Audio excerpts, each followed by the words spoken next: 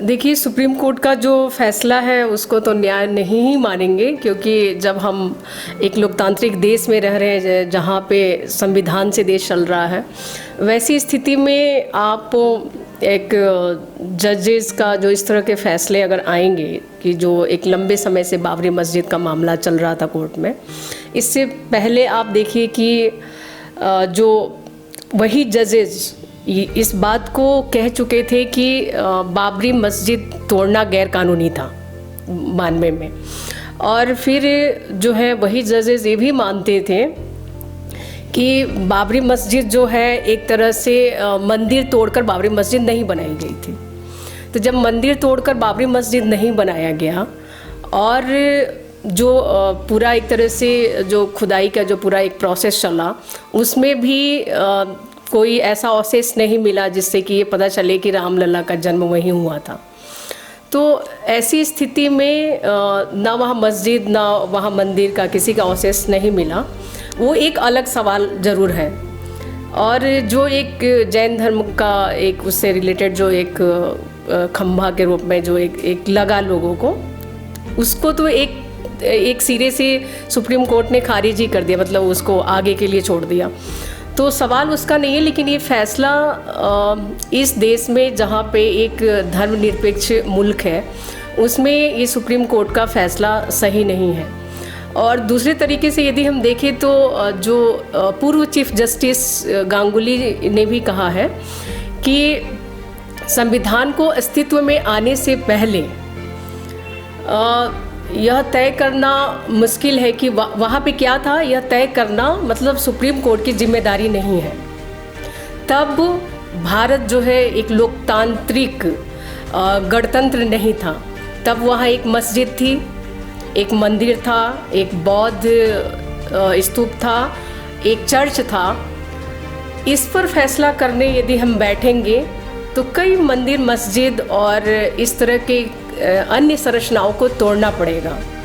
इसलिए जो है हम माइथोलॉजिकल तथ्यों के आधार पर आगे नहीं बढ़ सकते हैं। ये एक जज कह रहा है जो सुप्रीम कोर्ट का पूर्व चीफ जस्टिस रहे हैं। इसका मतलब है कि कोर्ट का फैसला कहीं ना कहीं जो कोर्ट खुद मानता था कि धर्म की बुनियाद पे या आस्था की बुनियाद पे हम फैसला नहीं सुनाएंगे और अंततः आस्था के बुनियाद पे फैसला आता है। तो ये सुप्रीम कोर्ट का मुझे नहीं लगता है कि ये जस्टिस की तरफ है। लेकिन जहाँ तक हम लोग मोटे तौर पे समझ सकते हैं, एक तो ये है कि बहुत लंबे समय से वहाँ मुस्लिम समुदाय के लोग नमाज़ पढ़ रहे थे, लगभग 400 साल से ज़्यादा, ठीक है, 433 साल या जो भी।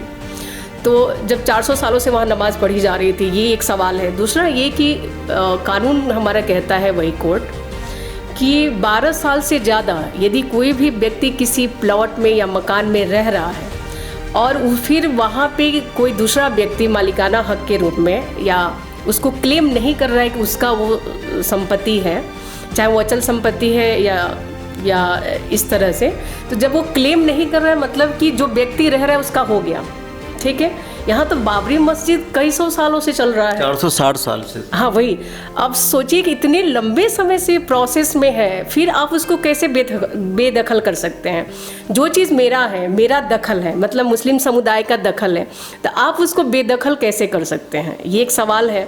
जब 12 साल बाद ही आपकी संपत्ति वो हो जाएगी यदि कोई क्लेम नहीं कर रहा है। तो यहाँ पर क्या है कि वो जब से नमाज पढ़ रहे थे और आज तक और आगे भी मुस्लिम समुदाय की तरफ से इस बात को बार बार क्लेम किया जाएगा कि वो बाबरी मस्जिद हमारी थी और बाबरी मस्जिद ही बननी चाहिए, चाहे भले कोर्ट से न्याय नहीं मिला हो, लेकिन वो इसी बात को मानेंगे कि बाबरी मस्जिद हमारी है और बाबरी मस्जिद बनना चाहिए। मतलब वो क्लेम कर रहे हैं कि, तो उस हिसाब से देखा जाए तो वो बाबरी मस्जिद उन्हीं का है।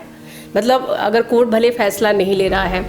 अब रामलला का जहाँ तक मामला है कि अब एक बात बताइए कि वहाँ पे वो चीज़ें तो सुप्रीम कोर्ट ही कह रहा है ना कि वहाँ कोई ऐसा अवशेष रखा गया, कुछ ऐसा नहीं पाया गया। अब आप मूर्तियाँ रख रहे हैं 22-23 दिसंबर 1948 को रख रहे हैं वहाँ पे। तो एक तरफ तो वो खुद ही बोल रहा है जो सुप्रीम कोर्ट की मूर्तियाँ रखना गैर कानूनी है, तो दूसरी तरफ फिर रामलला का वहाँ जगह के रूप में आस्था के बुनियाद पे कैसे आप फैसला दे सकते हैं? उस चीज़ को तो आप खुद जज पर दबाव था किसी का? जज का दबाव का मामला नहीं है, मामला है कि ये पूरा का पूरा एक तरह से संविधान पे जिस तरह हमला हो रहा है, तो संविधान से परे तो हमारे जजेस भी नहीं हैं और सुप्रीम कोर्ट का वो भी एक संवैधानिक संस्था है और इसी वजह से हम सभी लोग इस बात को मान के चल रहे थे कि जो सुप्रीम कोर्ट का फैसला होगा उसका सम्मान करेंगे, लोग कर भी रहे हैं।